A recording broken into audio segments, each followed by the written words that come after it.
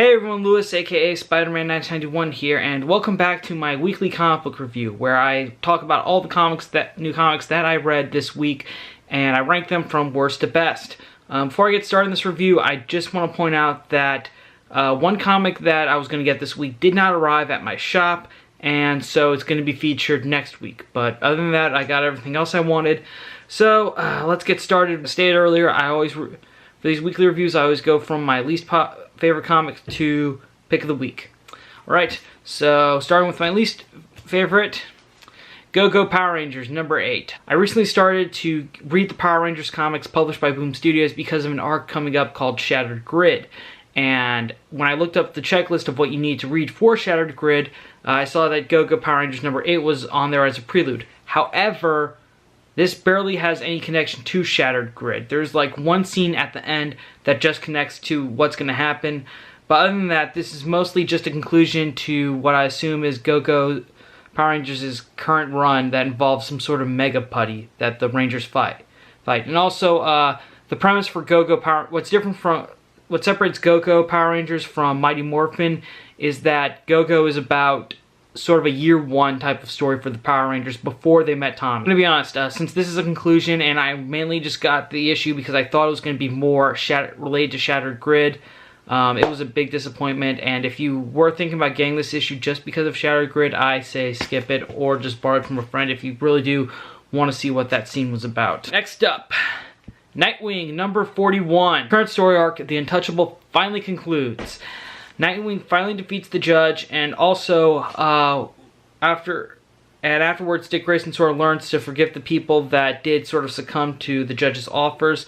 But ultimately, Dick sort of learns to forgive himself because of all the times he did encounter the judge, and the judge basically got away. This issue was actually a very good conclusion. It was very well written. There was some good character development for Nightwing, but the reason why it's still low on this list is because this story really dragged on. It did. If you saw my weekly review from 2 weeks ago, you'll know that Nightwing is kind of in the same spot it was because the current Untouchable arc really started to drag on in places, and I definitely agree with that. Also, this was a pretty light week for me, so that's why. I think, though, once we get into the next couple of issues, Nightwing will probably move up higher again on my weekly review, which I hope so because I love Nightwing. Next comic is Amazing Spider-Man Renew Your Vows number 17.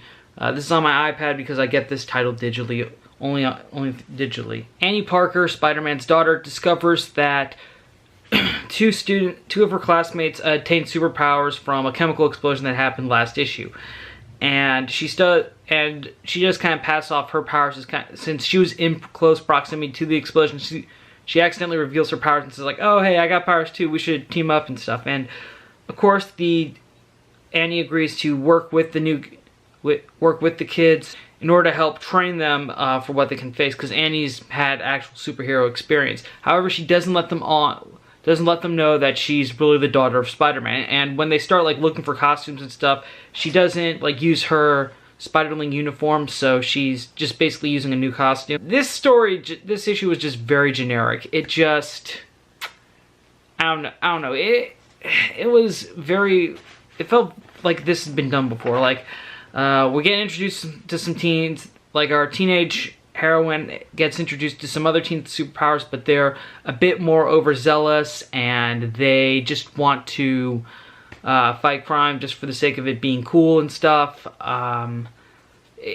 This current arc just feels very average at best, and honestly, I've been loving I really loved Renew Your Vows when it first started, but then we did the whole time jump, and now it's just, I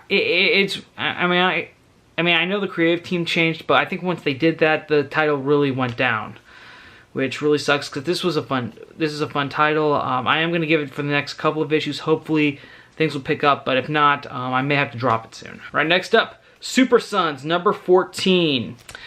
John and Damian try to prevent Damian's mother, Talia, from assassinating John's mom, Lois Lane. This was a very interesting and fun two-parter, mainly because Super Sons is a book about John and Damian, Superboy and Robin, who are pretty much trying to live up to the legacy of their father, Superman, Batman. And I think it's interesting that for their title, we got an arc where we get to explore the legacy of their mothers instead of their fathers, which is great, which is very great and entertaining.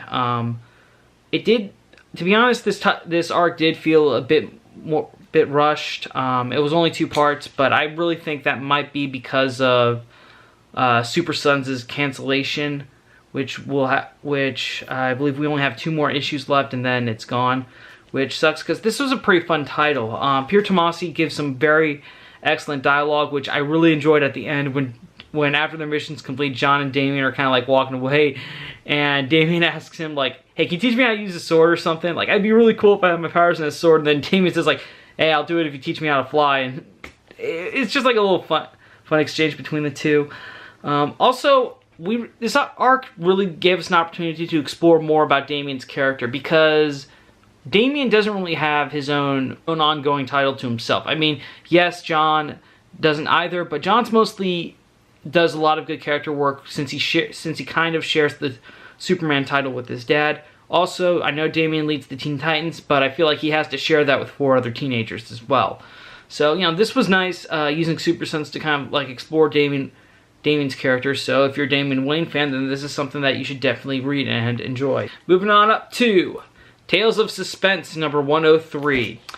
Exposition time! We finally learn how Natasha Romanoff is alive, how the Red Room led to her resurrection, and also how she's pretty much been operating and keeping her identity a secret this entire time while trying to fool Hawkeye and Bucky. I don't really want to go into it because of spoilers, but because this is a very fun title.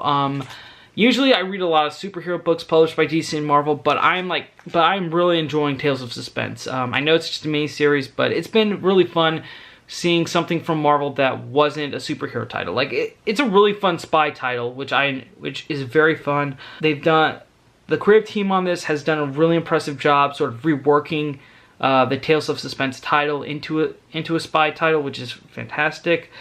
I would say you should definitely pick this series up if you are a fan of the last few recent Black Widow series, and if you really like spy comics. That's why I recommend picking this up. Getting close to the end here. Superman number 43. Superboy meets Boy Zorro, and to his surprise, his doppelganger is actually a decent person.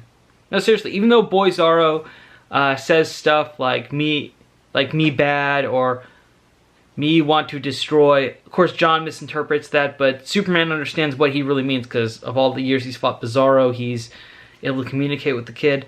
And also, even though Boy Zorro does help Superman and John out with a few things, Superman ultimately tells John that, you know, he still needs to go home in order to be with his family. And when they do go, and so basically Superman, Superboy take Boy Zorro back to Bizarro World, or I'm just gonna call it Bizarro World because it's technically the name of the planet is Earth spelled backwards, but I can't Hitre.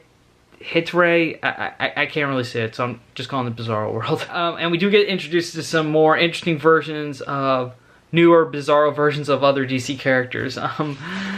Okay, so yeah, I really like Superman. It's a really fun title. It definitely does take a moment to explore Superman's relationship with his son. And it's interesting because if you've been reading this title since Rebirth started, you know that Superboy and Superman are very close. Well, with Boy Zorro and Bizarro, it's, well, the opposite.